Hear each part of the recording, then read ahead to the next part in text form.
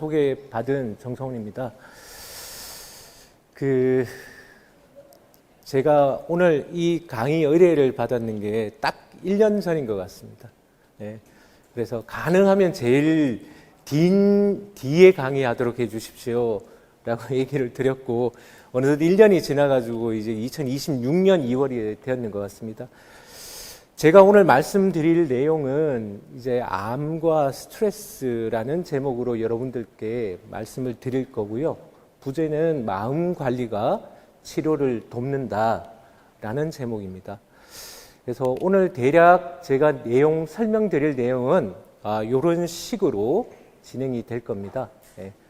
그리고 먼저 우리가 시작하기에 앞서서 오늘 제가 얘기할 주된 부분 중에 하나가 이제 스트레스인데요. 사실 이 방에 제가 들어오면서 제 영상이 나오리라고는 상상도 못하고 왔는데 갑자기 제 얼굴이 대문짝만하게 있어서 순간 이건 뭐지? 하고는 되게 당황하면서 스트레스를 조금 받으면서 왔는데, 제가 방송 출연해도 제 영상 다시 잘 안 보거든요. 부끄러워서. 근데 너무 많은 분들이 너무 큰 화면으로 이렇게 같이 공유하고 있으니까 조금 어색하기도 하고 신경이 쓰이기도 하고 그랬었습니다. 자, 그 순간을 기억하시나요? 라고 되어 있는데, 처음 여러분들이 암 진단이라는 이야기를 들었을 때 머릿속이 하얗게 되고 심장이 쿵 내려앉는 느낌이 들고, 또 그 순간에 의사가 무슨 말을 하는지 전혀 하나도 안 들렸다는 분도 많이 계실 겁니다. 그 순간이 사실은 본인에게는 대단한 충격이었을 거고요. 오늘 저희가 얘기하고자 하는 그 주제고 또 그 마음에서 시작하려고 합니다. 사실 그게 어떻게 보면 오늘 이 암과 관련된 스트레스의 시작점일 것 같고요. 먼저 시작하기에 앞서서 스트레스라는 거는 우리가 대단히 많이 쓰는 단어지만 단순한 감정이다라고 볼 거는 아니고 실제 우리 몸 안에서 작동하는 생물학적인 현상이다라고 그렇게 조금 이해를 해 주시고, 그 자세한 내용에 대해서는 뒤에 조금 더 살펴보도록 하겠습니다. 자, 우리가 되게 많이 쓰는데요. 스트레스라는 단어를 여러분들 같이 한번 조금 해보면 좋겠습니다. 자, 지금 이 순간에 이 자리에서 몸에서 내가 긴장이 느껴지는 게 있는지 눈을 감고 30초는 시간이 너무 조금 기니까 한 10초만 잠시 여러분들 눈을 감으시고 나도 모르게 내 몸에서 긴장하고 있는 거는 없는가 한번 들여다보시죠. 자, 눈 감고 잠깐 한번 긴장이 느껴지지는 않는지 들여다보시면 좋겠습니다.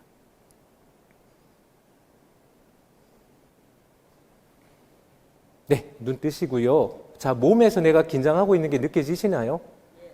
예. 내가 의식치 않게 일상생활을 하면서 그냥 이렇게 넘어가는데 그걸 이렇게 가만히 못 느끼고 살다가 내가 긴장하고 있구나라는 거를 이제 인식하는 거. 예. 그 스트레스를 인지 못하고 있다가 이제 이게 내가 이만큼 스트레스를 받고 있구나라는 생각이 이제 할 수 있을 거고요. 최근 한 달간 우리가 스트레스를 받으면은 잠을 잘 못 잡니다. 예, 잠을 설치죠. 여러 가지 생각들, 걱정들, 감정들 이런 것들이 따라서 올라오게 됩니다. 혹시 최근 한 달 동안에 어떠한 스트레스든 간에 잠을 못 잔 적이 있는지, 내가 요번 한 달 동안 한 3일 정도는 못 잔 것 같다. 손 한번 들어보실까요? 예. 한 7일 내가 한 일주일은 못 잔 것 같다.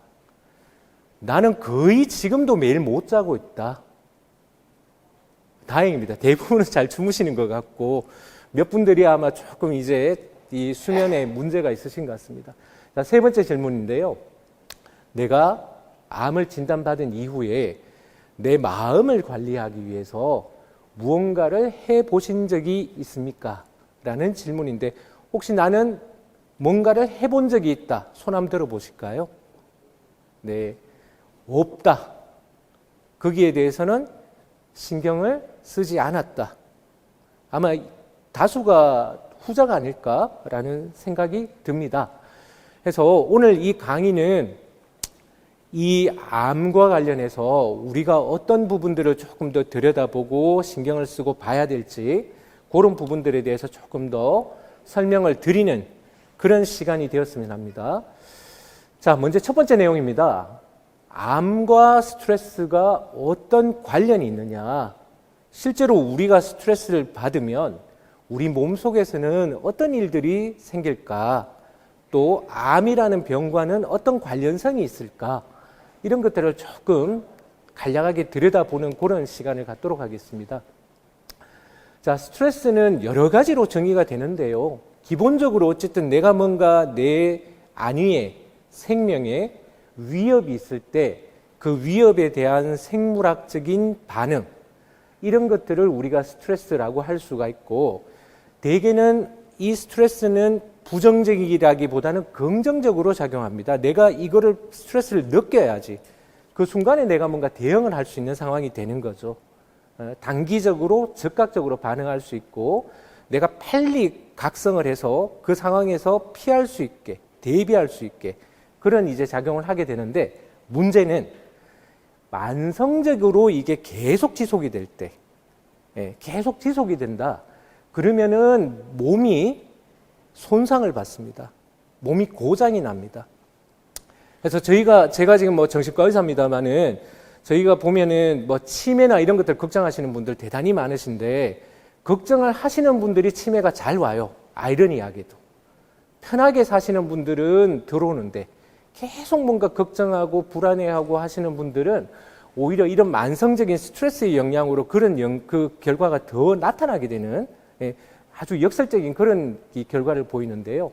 만성 스트레스를 받으시는 분들은 신체적으로 면역계의 손상, 그리고 우리가 스트레스 호르몬이라는 게 있습니다. 몸이 이제 뭔가 스트레스를 받으면 내가 그 상황에서 빨리 뭔가 대응하기 위해서 몸은 준비를 하는데, 그걸 뭔가 이렇게 완충하기 위한 그런 호르몬이 분비가 되는데, 그걸 우리가 이제 콜티졸 호르몬이라고 얘기하는데, 이게 계속 지속되면 뇌의 세포도 녹이고 면역계의 손상도 오고 여러 가지 이런 영향들을 줍니다.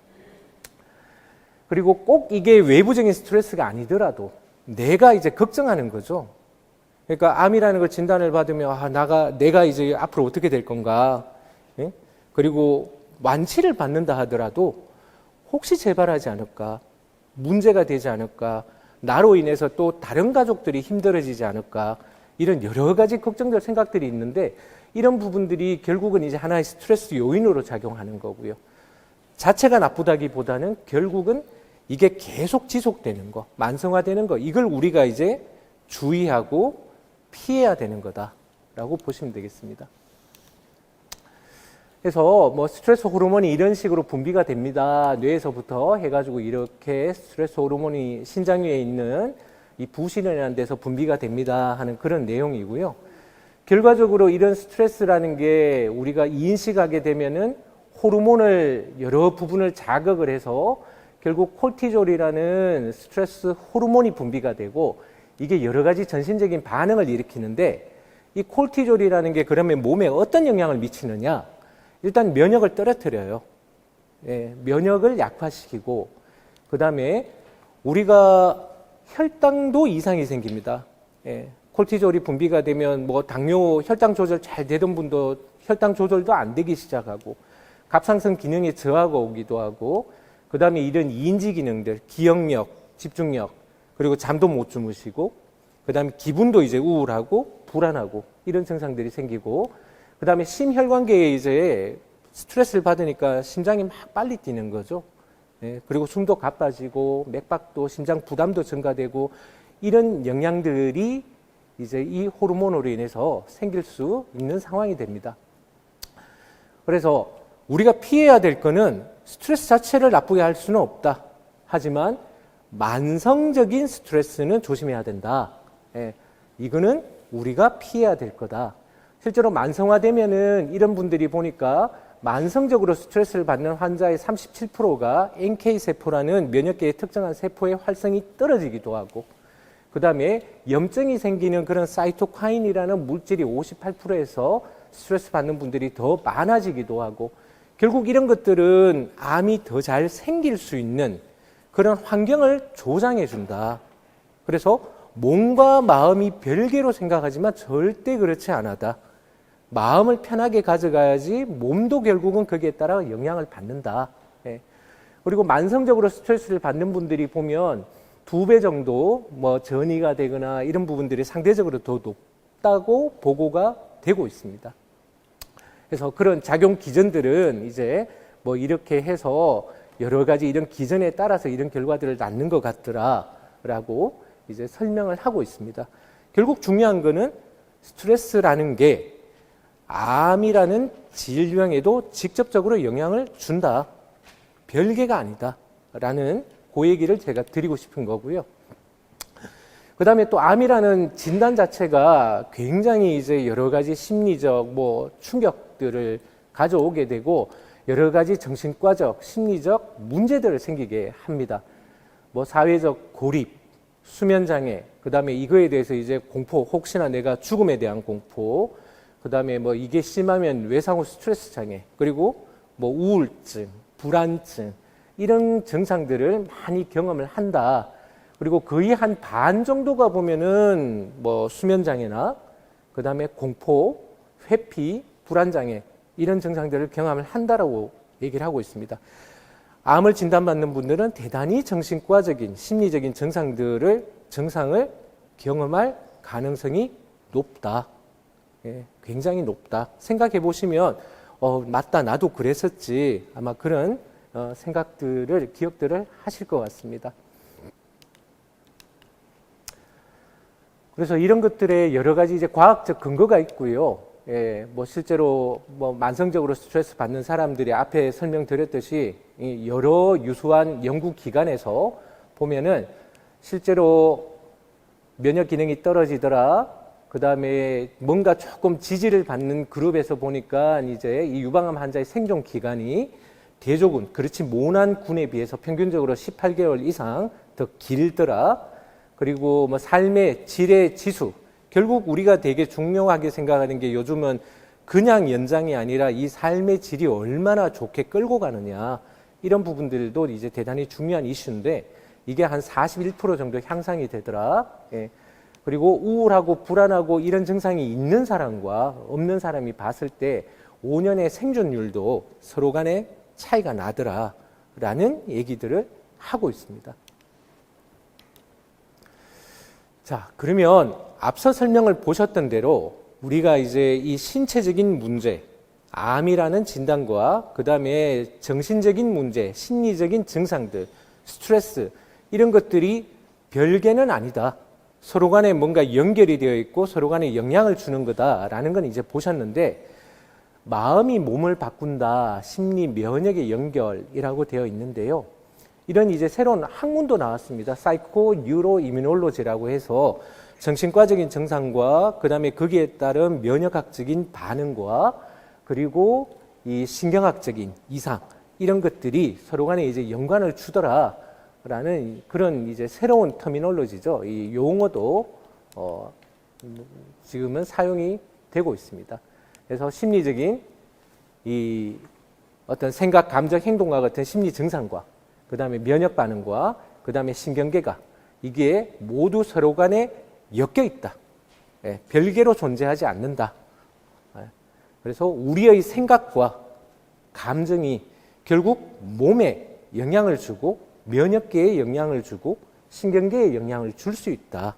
예, 그 얘기를 지금 드리고 싶은 거고요.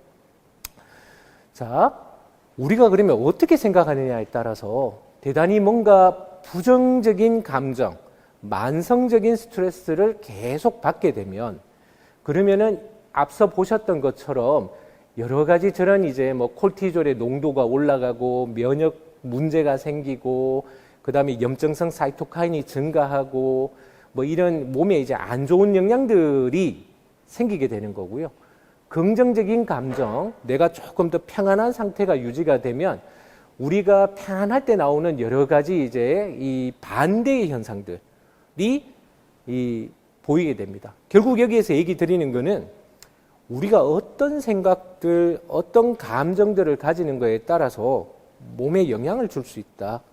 결국 무슨 얘기입니까? 마음이 몸을 바꿀 수 있다. 이게 단순히 그냥 비유겠지만 비유가 아니고 이거는 실제로 이제 과학적으로 여러 가지 그런 얘기들이 나오고 있고 지금 보고가 되고 있는 얘기다.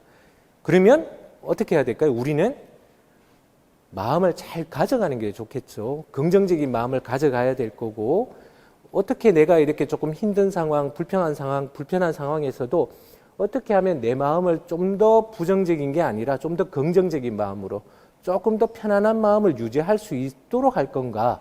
그게 이제 대단히 중요한 하나의 이슈가 될 것 같습니다. 그리고 이거는 꼭 이런 내용이 아니더라도 우리가 플라세보 효과라는 얘기는 들어보셨죠? 예. 우리가 낫겠지 생각하면은 낫는 겁니다. 실제로 이거는 많은 데서 보이고 있는데요. 저희가 이제 항우울제 같은 새로운 신약들, 약을 이제 효과 비교를 하면 임상 연구를 하게 되는데 가짜 약과 진짜 약을 쓰는데요. 가짜 약의 치료 효과가 아이러니하게도 작게는 한 20, 30%, 많게는 30, 40%까지 나와요. 진짜 약이 한 5, 60% 나오고요. 그러면은 가짜 약의 생물학적인 효과면 약이 없어야 되는 거죠. 제로여야 되고 약물의 반응은 진짜 약은 약물의 효과가 많이 이제 보여야 되는데 가짜 약은 30, 40%, 진짜 약은 5, 60%만 정말 가짜 약이 가짜 약이라고 할 수 있을까? 그러면 이 가짜 약의 30, 40%는 무엇 때문에 나타나는 걸까? 라는 거를 누군가가 이제 연구를 해봤더니 그 사람이 그 약에 대한 기대 수준이 어느 정도냐. 그 다음에 임상 연구를 하기 위해서 그 사람과 얼마나 자주 만나서 평가하느냐. 그러니까 접촉하느냐. 관심을 가져주느냐. 그게 그 율을 올리는 거예요. 결과적으로 여기에서 얘기하는 플라세보 효과. 우리가 이 치료에 대해서 얼마나 긍정적으로 기대하고 이게 효과가 있을 거다. 예, 이런 것들이 그 기대만으로 끝나는 게 아니고 결과적으로 이게 실질적인 몸의 변화, 생리적인 변화로 이끌어지더라라는 얘기를 하고 있습니다. 그래서 내가 나을 수 있다, 좋아질 거다라는 생각들은 그 생각만으로 끝나는 게 아니라 결국은 내 몸에도 그런 영향들을 주게 된다. 그 얘기를 하는 거고요. 노세보 효과라는 거는 반대 얘기입니다. 요거는 이제 내가 뭔가 안 될 거야, 안 좋을 거야 생각하면 실제로 그 일이 생깁니다. 대표적인 게 저희 환자들 중에서 이제 공황장애를 앓는 분들 보면 이거 생기면 어떻게 해요? 생기면 어떻게 해요? 하면 생겨요. 그러니까 계속 본인이 생기는가 안 생기는가 그것만 봐요. 그리고 비슷한 증상만 생겨도 이거 올 게 왔다. 내가 이거 큰일 났는데? 심해질 것 같은데? 그걸 가지고 이제 생각을 하기 시작하는 겁니다. 그래서 내가 어떤 일에 대해서 긍정적으로 보느냐, 부정적으로 보느냐에 따라서 그 뒤에 있는 여러 가지 결과들은 대단히 달라질 수가 있다.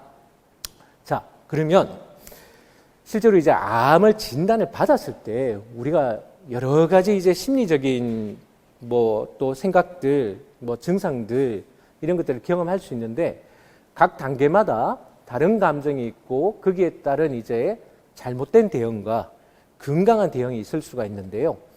자, 처음에 이제 암 진단을 받게 됐을 때 되게 충격이죠. 아니, 내가 왜?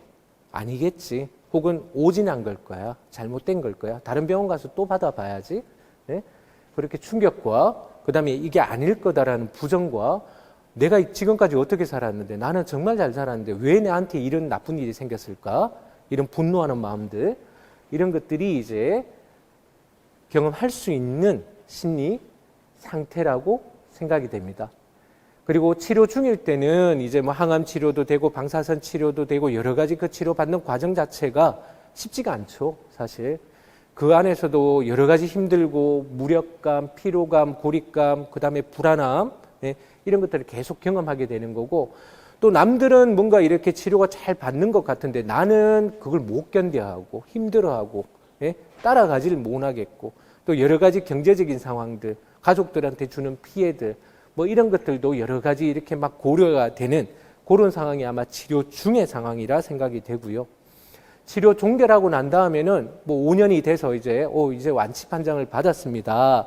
얘기해도 이제는 끝났구나가 아니죠. 또 생기면 어떡해? 괜찮을까? 괜찮다고 얘기는 했는데 그래도 뭔가 저한테 오시는 분도 이제 몇 분 계신데 약간만 뭔가 이상해도 선생님 이게 잘못된 거 아니겠죠? 또 재발한 건 아닐까요? 이제 이런 걱정들을 대단히 많이 하세요. 이랬을 때 여러 가지 이런 감정들을 느낄 수가 있는데, 대개 진단 직후 우리가 뭔가 이런 여러 가지 충격, 부정, 분노를 느꼈을 때 가능하면 이때는 자, 감정이라는 거는요, 누르고 숨기면 언젠가는 터집니다. 이게 없어지는 게 아니고요. 나만 참으면 돼?가 아닙니다. 밖으로 드러내야 돼요. 네, 누르지 말고 인정해야 되고, 내가 당연히 대단히 힘든, 대단히 큰 뭔가 문제가 내한테 지금 생겼으니 힘든 거는 당연한 반응입니다. 누구라도 그러할 겁니다.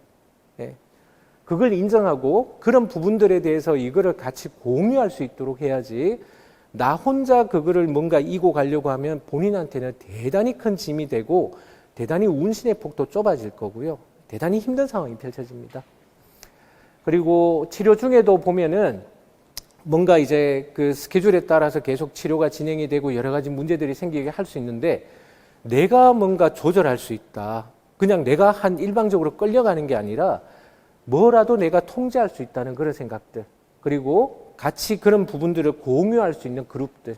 그리고 내가 힘든 거에 대해서 정말 이렇게 터놓고 얘기할 수 있는 의료진과 그런 상황들이 꼭 필요하리라 생각되고요. 치료 종료 후에도 이제 이게 종료되고 불안한 여러 가지 상황들이 있지만 새로운 시작이 이제 펼쳐지는 거고, 그 이후에, 암 이후에 내가 어떻게 살아갈 거냐, 이런 부분들을 조금 더 이제 고민하고 재정립할 필요가 있는, 네, 그런 대응이 필요하리라 생각됩니다. 자, 그러면 실전 마음관리 기술이라고 제가 이제 그 다음 정의가 되어 있는데, 제목인데요. 그럼 마음을 내가 어떻게 조금 다스리면 좋을까 하는데, 자, 우리가 뭔가 불안할 때, 뭔가 대단히 안 좋을 때 조절할 수 있는 가장 좋은 방법 중에 하나가 호흡입니다. 호흡이고, 자, 우리가 뭔가 불안하다, 안 좋다 하는 게 결국은 자율신경계의 어떤 그런 이 영향들을 받게 되고요. 교감신경이라는 게 스트레스를 받게 되면 이제 활성화가 되고, 그 안에서는 심박, 혈압 뭐 이런 것들이 올라가고, 나도 모르게 근육도 긴장이 되고, 스트레스 호르몬은 분비가 되고, 막 그 소화액은 나오고, 위장관 운동은 느려지고, 막 이런 상황들이 생기는데, 부교감 신경이 우세해지면 이게 편안한 상태, 이완한 상태인데 이거하고 반대의 현상이 생겨요. 혈압도 내려가고 위장관 운동도 빨라지고, 그러니까 계속 긴장된 상태로 있는 분들 보면 변비도 더 잘 생기고 속도 쓰리고 이런 현상들이 생기고, 이제 그게 조금 이쪽으로 넘어가게 되면 완화가 되겠죠. 이걸 조절할 수 있는 중간자 역할을 하는 게 호흡입니다. 호흡을 통해서 우리가 조절할 수가 있는데, 자, 한번 해볼까요? 478 호흡법이라고 되어 있는데요. 자, 선생님들 여기 보시면서 한번 제가 얘기할 때 한번 이렇게 따라해 보실게요. 자, 4초 동안 천천히 코로 숨을 들이쉽니다. 하나, 둘, 셋, 넷. 그리고 7초간 편안하게 숨을 참습니다. 하나, 둘, 셋, 넷, 다섯, 여섯, 일곱. 그리고 8초간 천천히 입으로 내쉽니다. 네. 그러니까 대개 우리가 이제 긴장하거나 하면은 크게 호흡해라, 심호흡해라, 이제 이런 얘기를 하는데, 그게 일리가 있는 얘기인 게, 이런 호흡을 통해서 우리가 활성화된 교감신경을 어느 정도는 조금은 이렇게 다운시킬 수 있는, 그런 방법들이 됩니다. 그래서 이런 것들을 이제 478 호흡법, 4초간 코로 들어마시고 7초간 숨을 참고 8초간 다시 입으로 내뱉고, 이런 것들을 3, 4일 반복을 하면 여기에 있던 부교감신경이 더 활성화되고, 결과적으로 우리의 스트레스 호르몬이나 이런 것들이 감소되고 마음의 안정도 같이 가져갈 수 있는 상황이 될 거다. 그래서 이런 호흡법들이 편안하게, 내가 조금 긴장된다, 불안하다 하면은 수시로 쓰셔도 관계가 없을 것 같습니다. 그리고 마음 챙김 명상이라는 게 있는데, 요즘 이제 명상하시는 분들 많죠. 그리고 저도 개인적으로 명상에 관심이 많아서 뭐 여러 가지 학회 뭐 관련 또 자료들 이런 것들 보고 있는데, 그 판단 없이 명상이라는 게 기본적으로 마음 챙김이라는 단어가 요즘 많이 쓰이고 있고요. 마음 챙긴다. 말 그대로 마음을 챙긴다는 뜻이거든요. 판단 없이 현재 순간을 있는 그대로 관찰한다. 우리가 가만히 생각을 해보면요. 이 명상하는 방법 중에 건포도 먹기라는 방법이 있습니다. 그러니까 우리가 뭔가를 먹을 때도요. 이걸 제대로 이게 이 맛이구나, 이런 맛이 있구나, 이걸 음미하면서 먹는 게 아니고, 특히 저는 더 지금 이 병원에 근무하시는 분들은 더 그런 경향이 있는데 집어넣죠.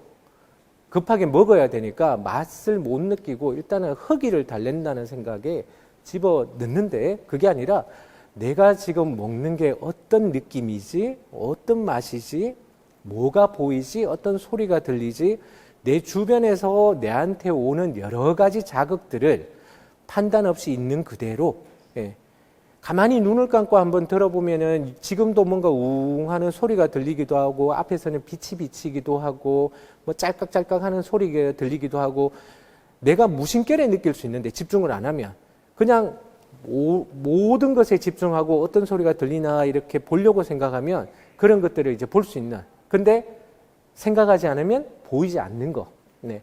이런 부분들이 마인드풀니스, 마음 챙김이라고 얘기를 합니다. 간단하게 뭐 여러 가지 정의로 있지만, 그래서 MBSR이라는 게 마인드풀니스 베이스드 스트레스 리덕션이라고 해서 마음 챙김을 기반으로 해서 스트레스를 감소하는 프로그램이 존 카바진이라는 사람이 이제 개발한 프로그램이 있고요. 대단히 유명한 프로그램입니다.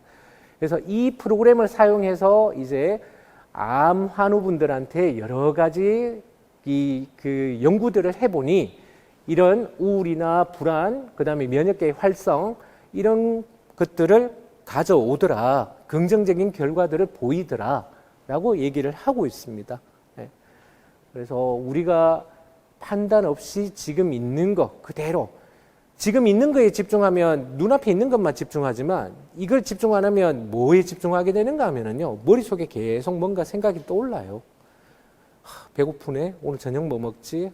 맞다. 이거 해야 되는데, 누가 이런 얘기를 했는데, 막 이러면서 머릿속에 생각을 꼬리를 물고 떠돌아다니죠. 지금 현재 집중하지 못하고, 그런 상황들을 최소한으로 만드는 게 마음 챙김 명상이다라고 보시면 되겠습니다. 그리고 바디 스캔이라는 게 있는데요. 아까 전에 제가 잠깐 눈을 감고 선생님들 혹시 몸에서 나도 모르게 조금 긴장을 하고 있는 부분은 없는지 한번 느껴보십시오 라고 얘기를 했는데, 우리가 사실은 그렇게 느끼려면 잘 못 느껴요. 우리가 이완법이나 이제 의완 훈련 같은 거 하면 처음에 뭐라고 얘기를 하는가 하면요, 어떤 한 부위를 내가 몸을 수축을 해보세요. 힘을 꽉 한번 줘보세요. 그러면 그게 이제 최대한 긴장을 인위적으로 시키는 거고요. 그걸 이렇게 풀었을 때 내가 힘들어야지 편안한 걸 알고, 그런 것처럼 수축을 경험을 하고 나면 이게 이완이구나 라는 걸 조금 더 쉽게 느낄 수 있거든요. 그런 것처럼 몸에서 이제 내가 이거를 스캔을 하는 겁니다. 내 몸에 있는 감각들에 대해서 마인드풀니스를 하는 거예요. 마음 챙김을 하는 겁니다. 그래서 우리가 이 대표적으로 예를 들어 가지고 뭐 행선 이런 게 있는데, 그럴 때 우리 발바닥에 오는 감각들, 무게들, 감촉들, 이런 것들에 대해서 우리는 신경 안 쓰고 걷잖아요. 그냥 걷는데, 우리가 걸으면서도 내 발의 한쪽의 무게가 천천히 걸으면서 뒤꿈치에 무게가 실리고 그게 앞쪽으로 넘어가고, 그 다음에 몸의 중심이 이 순간 이동하는구나, 이런 것들을 하나하나 들여다보고 챙기면서 하는 그런 게 이제 바디 스캔인데, 뭐 발가락에서 발의 무게, 온도, 다리의 감각, 그 다음에 이것도 이제 호흡, 우리가 숨을 쉴 때 배가 올라갔다가 내려갔다가 올라갔다가 내려갔다 계속 하고 있거든요. 흉곽이 벌어졌다가 오므라졌다가 하고 있는데, 우리는 계속 숨을 쉬지만 그거를 인지한 적은 없다. 왜냐하면 너무 계속 반복적으로 생기고 있고 당연한 거기 때문에. 근데 거기에 우리가 이제 관심을 가지고 주의를 두고 어떤 현상이 생기는가 한번 보는 것. 그래서 이것도 몸의 어떤 변화들, 감각들에 대해서 우리가 이 명상을 한번 해보는 게 도움이 될 수 있다. 그런 얘기입니다. 자, 그리고 아까 전에 부정적인 생각들을 계속 하게 되면은 결국은 몸도 그런 식으로 반응한다. 긍정적인 생각들을 하게 되면은 몸도 거기에 따라서 반응을 한다라고 얘기 드렸는데, 파국적 사고라는 게 있는데요. 예, 최악의 결과를 예상해요. 최악의 결과를. 절대 우리가 뭔가 나쁜 일이 닥쳤을 때 대부분의 사람들은 긍정적으로 생각하지 않습니다. 최악의 상황을 예상을 합니다. 그래서 뭔가 내가 치료 잘 됐습니다. 그 다음에 뭐 수술하고도 큰 무리가 없습니다. 지금 뭐 아무런 저게 없습니다. 근데 몸이 이상해. 뭔가 아프네. 약간 그러면 이게 퍼진 거 아닐까? 재발하는 거 아닐까? 뭐 이런 식으로 이제 나도 모르게 자꾸 생각들이 그쪽으로 가는 거죠. 치료가 안 듣고 있는 게 아닐까? 가족들이 나 때문에 힘들어하지는 않을까? 나는 이전처럼 살 수 있을까? 조금만 더 아프면 나는 끝이 아닐까? 이제 이런 대단히 부정적인 생각들. 그리고 이런 부정적인 생각들, 파국적 사고, 최악의 상황들을 생각하는 것은 결과적으로 이 자체가 스트레스가 되는 거죠. 나는 스트레스를 경험 안 해야 되는데 내 생각은 그쪽으로 흘러가고 내가 그걸 붙잡고 계속 그걸 더 키우면 결과적으로 내 몸은 스트레스 호르몬이 분비가 되는 거고 면역 억제가 되고 내 병에, 내 건강에 부정적인 영향을 미치게 됩니다. 그래서 인지의 재구성, 우리가 정신과 영역에서 이제 뭐 인지 치료, 행동 치료 또는 뭐 인지 행동 치료 이런 게 있는데 인지의 재구성이라고 해서 우리가 생각을 바꾸는 기술이라고 돼 있는데요. 이걸 바꾸려면 생각을 이렇게 바꾸면 되지가 아니고요. 대개는 이 생각이 문제라는 것조차도 인식을 못 하세요. 너무 자연스럽게 그냥 그게 내가 하는 생각이고 그냥 그게 내 거야 라고 생각하지 이게 왜 문제지라고 생각을 못 하는데 내가 어떤 생각을 하고 있구나라고 아는 거. 내가 이런 생각을 하고 있구나라는 걸 아는 게 1번입니다. 그걸 알아야지 그거하고 한 덩어리가 되지 않고 내가 이걸 부정적으로 보고 있네 라고 생각하는 거하고 내가 곧 죽을 거야 라고 생각하는 거하고는 다른 거예요. 내가 곧 죽을 거라고 생각하는 것만큼 지금 대단히 부정적인 생각을 하고 있구나 하는 거랑 나는 곧 죽을 거야 라고 생각하는 건 다른 거죠. 하나는 한 덩어리가 돼가 그 안에 들어간 거고요. 하나는 그래도 내가 밖에서 나와서 내가 이런 생각을 하고 있구나라고 조금 객관적으로 내 생각들을 들여다보고 있는 겁니다. 그래서 나는 곧 죽을 거다라는 생각들. 그러면 이게 정말로 맞는 생각이냐? 대부분은 아닌 경우가 많다. 파국적 사고인 경우가 많다. 네. 그래서 나는 지금 치료를 받고 있고 오늘도 지금 내가 살아있고 살아가고 있는 상태가 지금 팩트인 거죠. 네. 그게 팩트인데 그걸 미래를 뭔가 이렇게 내가 계속 나쁜 방향으로 생각해서 결과적으로 이런 결론을 내게 되는 거고 치료가 너무 힘들어서 못 버티겠다. 예. 치료가 힘들죠.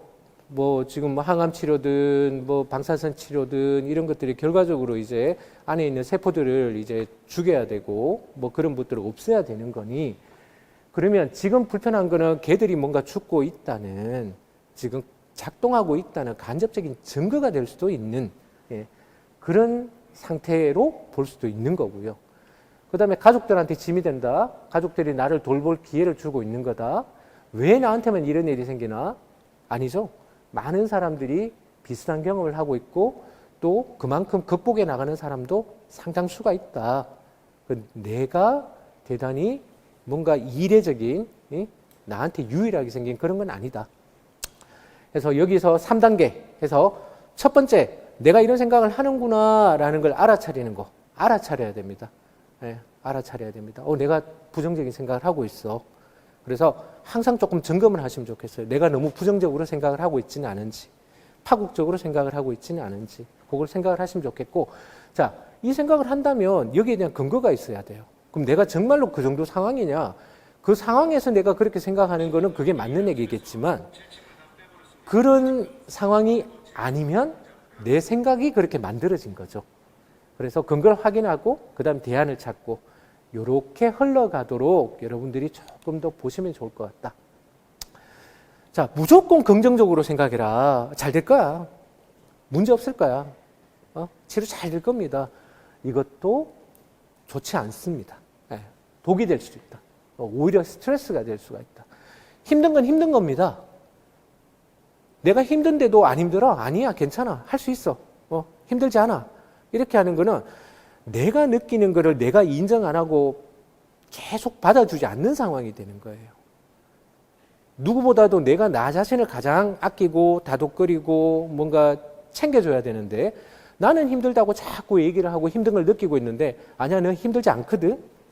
너 할 수 있거든? 해야 되거든? 이런 식으로 계속 뭔가 얘기하면 그거는 다독거리는 게 아니고 강요죠. 그래서 힘들면은 괜찮아를 반복하는 게 아니고요. 힘들면 힘든 거예요. 나는 지금 힘들어. 근데 파국적인 힘듦이 아니고요. 지금 힘든 거를 그대로 인정하는 거지 그걸 더 앞서 나갈 필요는 없다. 자, 슬픔, 분노, 두려움. 이 나쁜 감정이야. 슬퍼하면 안 돼. 화를 내서도 안 돼. 두려워해서도 안 돼. 다 내가 느끼는 감정들이에요. 다 내가 느끼는 감정들이고 이유가 있어서 느끼는 거고 뭔가에 따라서 생긴 감정들입니다. 그래서 모든 감정은 타당하다.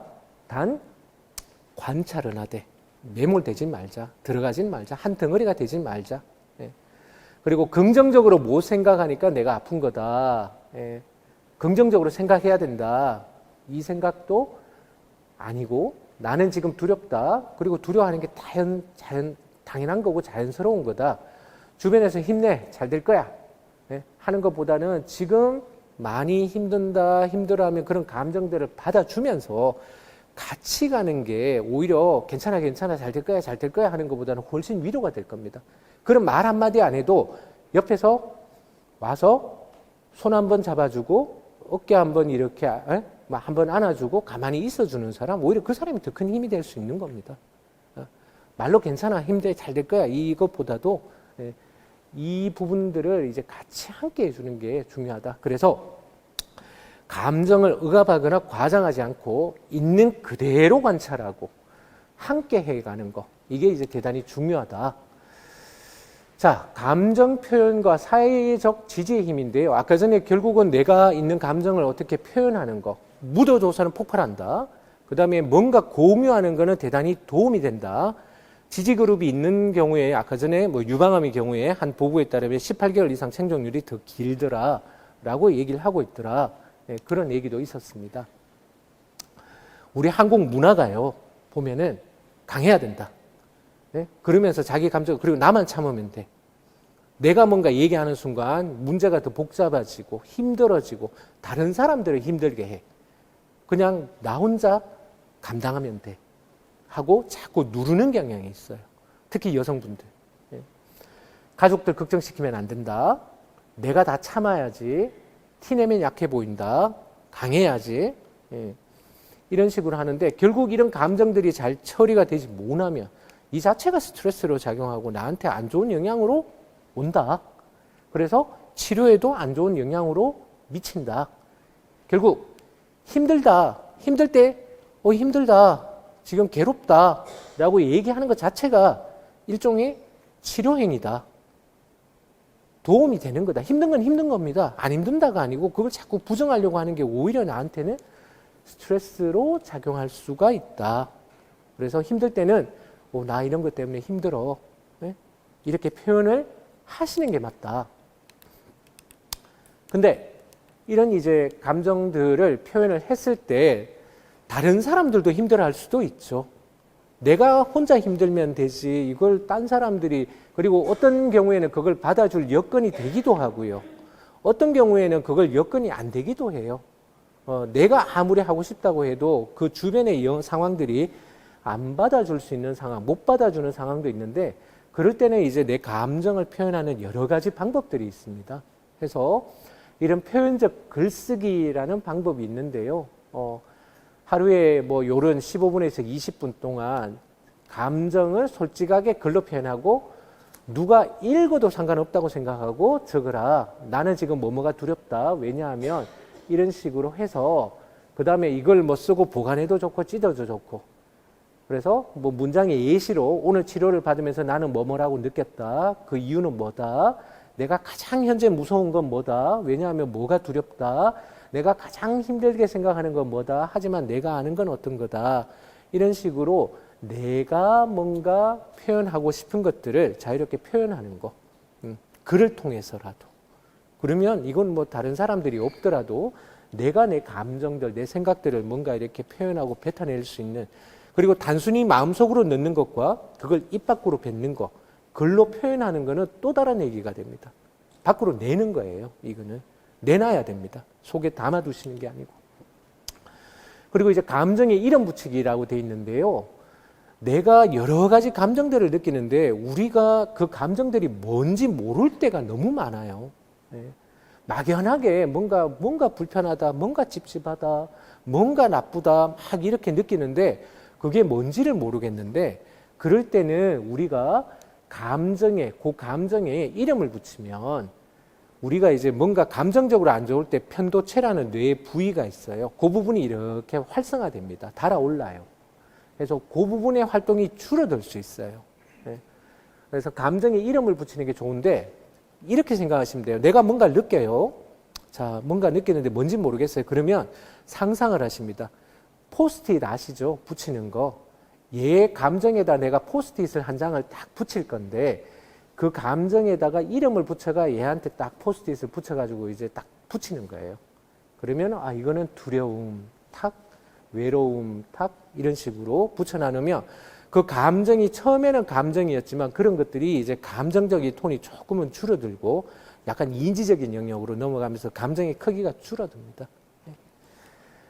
그래서 감정에 이름을 붙이려고 하는 연습들, 그러면 감정을 내가 조금은 낮출 수 있는 하나의 도구가 될 수가 있다.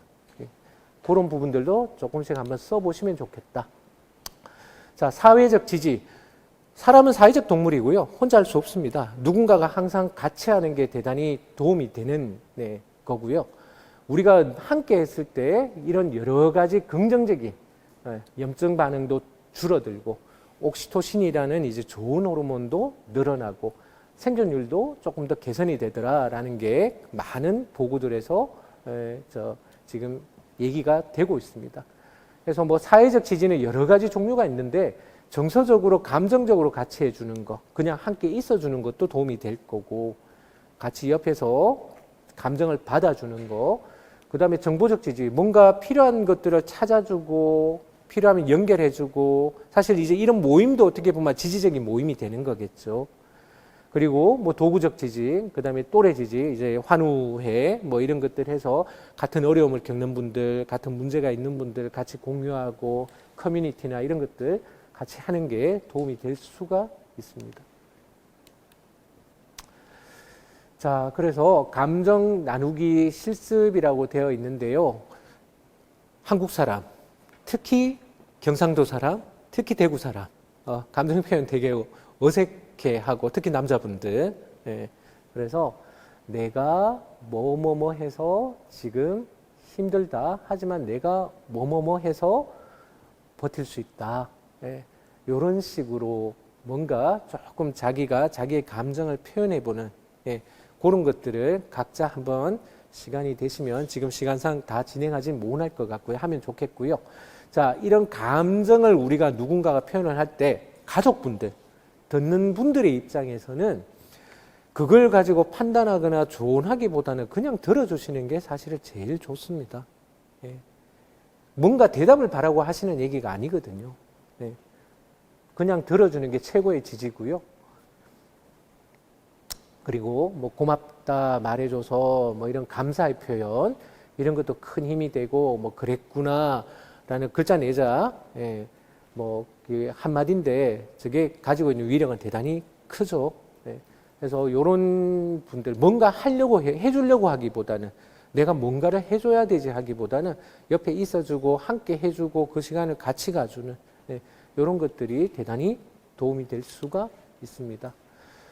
그 외에 여러 가지 전문 지지 자원 활용하는 것도 방법이 될 거고요. 뭐 여러 가지 이런 방법들이 있는데, 이렇게 누군가에게 도움을 요청하는 거는 내가 모자란다, 약하다가 아니고 내가 내 스스로 잘 돌볼 수 있는 하나의 용기라고 생각합니다. 그래서 더 적극적으로 여러분들이 활용할 수 있는 여러 가지 자원들, 이런 것들을 활용해 보시기를 권해드립니다.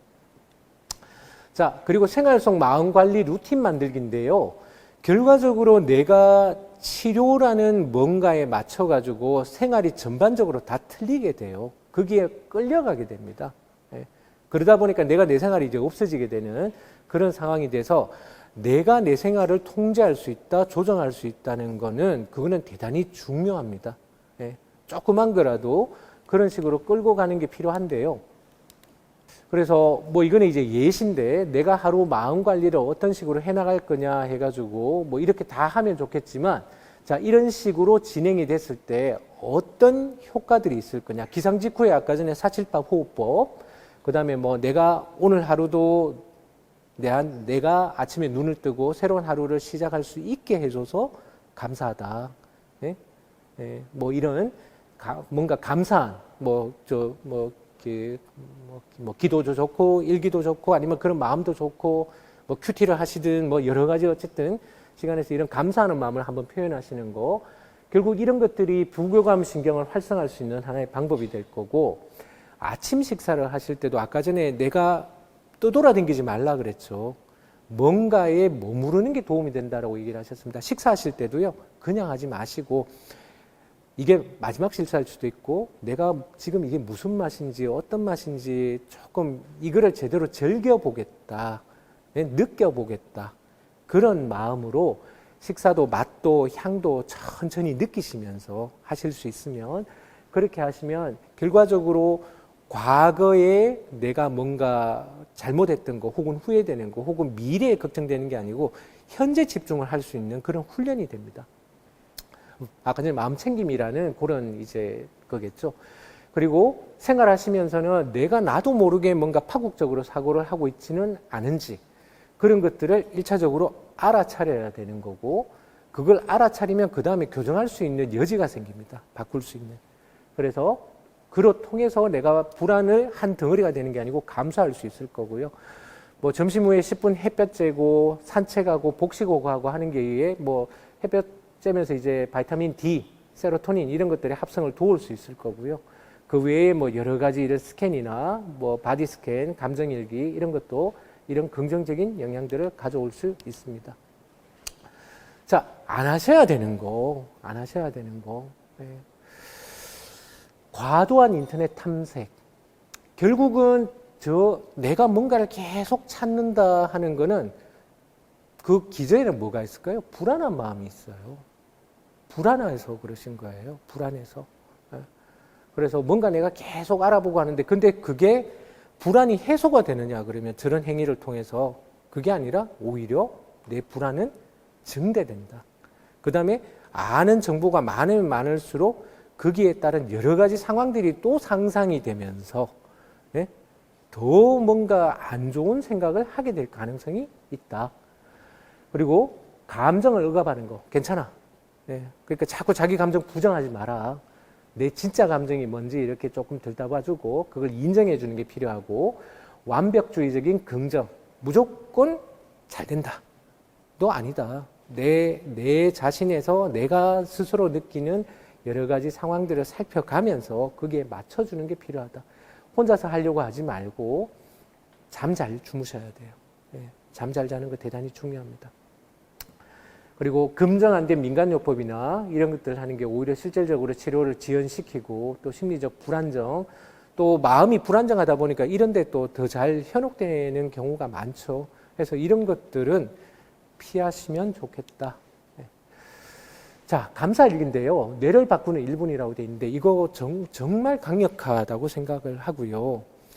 누군가에게 감사한다, 감사하는 마음을 가진다라는 게 결국은 이게 그냥 그 마음만이 아니고요. 생물학적인 어떤 그런 이제 백그라운드도 가지고 있습니다. 전두엽이라는 걸 활성화시키고, 편도체라는 게 결국은 감정이 과잉 반응을 보일 때 활성화되는 부분인데 그 부분을 떨어뜨려요. 떨어뜨려서 감사하는 마음이라는 거는 결국은 나 자신한테도 도움이 되는 거죠. 그리고 우리가 명상 중에도 보면 자비 명상이라는 게 있어요. Compassion Meditation이라고 나한테 감사하고 주변에 내가 있을 수 있도록 해준 사람들에 대해서 감사하고 모든 사람에게 마지막에는 이제 감사하는 마음을 전하는 그런 이제 명상의 진행 방법으로 이어지는데 그러면서 내가 선한 마음, 좋은 마음 이런 마음으로 이렇게 나 자신을 계속 채워가는 겁니다. 비난하고 저주하고 부정적인 마음보다는 감사하고 이런 마음들 그러니까 스스로 그 마음 속에 이제 좋은 마음들을 넣어가는 거예요. 그래서 항상 감사하는 마음을 가질 수 있으면 좋겠고 아까 전에 뭐 일어나서 그리고 뭐 저희가 기독교 병원입니다만은 기도할 때도 항상 이제 감사하는 기도를 먼저 하죠. 네, 먼저 하고 그렇게 진행을 합니다. 자, 몸을 움직이면 마음이 바뀝니다. 운동 대단히 중요하고요. 운동을 하시는 거는 그냥 내가 몸을 건강한다가 아니고 몸과 마음은 연결되어 있다. 운동을 함으로써 항불안, 항우울 효과가 있다.